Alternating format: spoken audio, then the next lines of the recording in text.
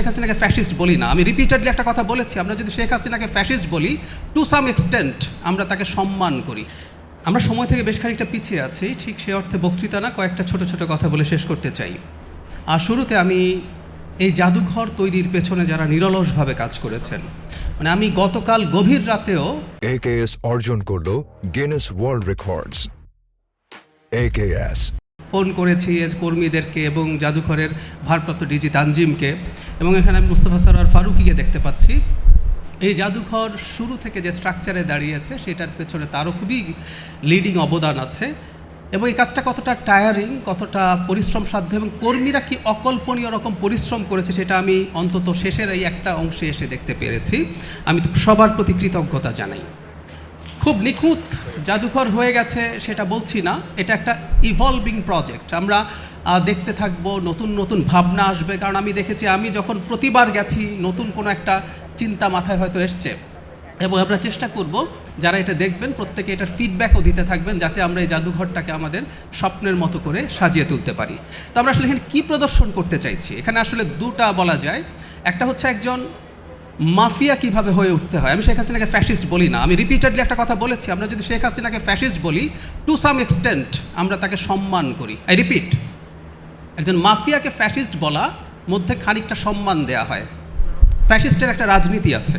Sheikh Hasina specially post 2018 became an আটার mafia. Text book এক্সাম্পলের যে চেকলিস্টগুলো আছে মাফিয়া রেজিমের মিলে যায়। সো নিচতলায় আমরা দেখানোর চেষ্টা করেছি কিভাবে ওভার দ্য ইয়ার্স AKS অর্জন করলো Guinness world records. AKS oppress করে, টর্চার করে মাফিয়া হয়ে ওঠা যায়। এবং একটা কথা খুব জরুরি, আমরা যেন এই ভুলটা যেন করে না ফেলি, কারণ এই লড়াইয়ের একজন গুরুত্বপূর্ণ পর্যবেক্ষক বা মনোযোগী পর্যবেক্ষক হিসাবে আমি বলবো এই লড়াইটা শুধু জুলাইয়ে হয়নি। সে কারণে এই জাদুঘরের নিচতলায় কিভাবে ওভার দ্য ইয়ার্স তার বিরুদ্ধে ফাইট হয়েছে, কিভাবে বিভিন্ন রকম মানুষ, বিভিন্ন শ্রেণী পেশার মানুষ সেখানে লড়াই করেছেন, সেই ইতিহাসগুলো আমরা ধরে রাখার চেষ্টা করেছি। আবার এটাই পাল্টা কিভাবে একজন ডিকটেটর হয়ে ওঠা যায় সেটাও কাউকে না কাউকে পথ দেখাতে পারে।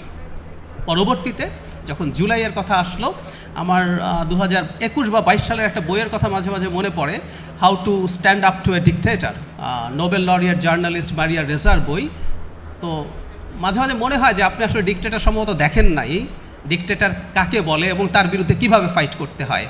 একটু আগে যে গানটা, যেটা আমাদের জুলাইয়ের খুবই গুরুত্বপূর্ণ গান হয়ে উঠেছিল, মুক্তির মন্দির সোপানো তলে, ওখানে যে একটা বাক্য আছে, কত তরুণ অরুণ গেল অস্তাচলে।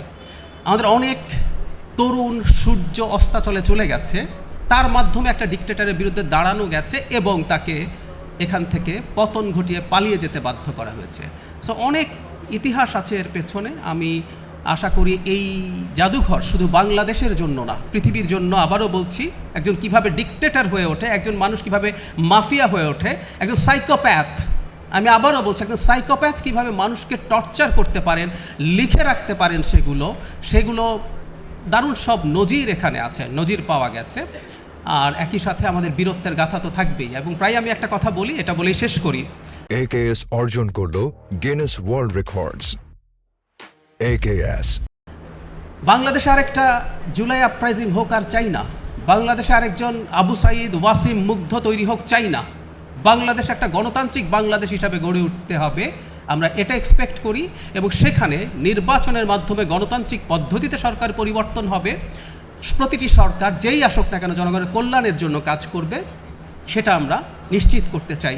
এবং আমি নিশ্চিতভাবেই বলতে পারি এই জাদুঘর ভবিষ্যতের রাজনীতিবিদ, সরকার সবার জন্যই একটা চমৎকার এক্সাম্পল তৈরি করবে কেন এই ধরনের রেজিম হওয়া যাবে না। আবারও বলছি, আমাদের শেষ শহীদ হয়েছে কোনো গণতান্ত্রিক আন্দোলনে, এটা যেন হয় ভবিষ্যতের বাংলাদেশে। শেষ গণ অভ্যুত্থান যেন এটাই হয় বাংলাদেশের ইতিহাসে। ধন্যবাদ।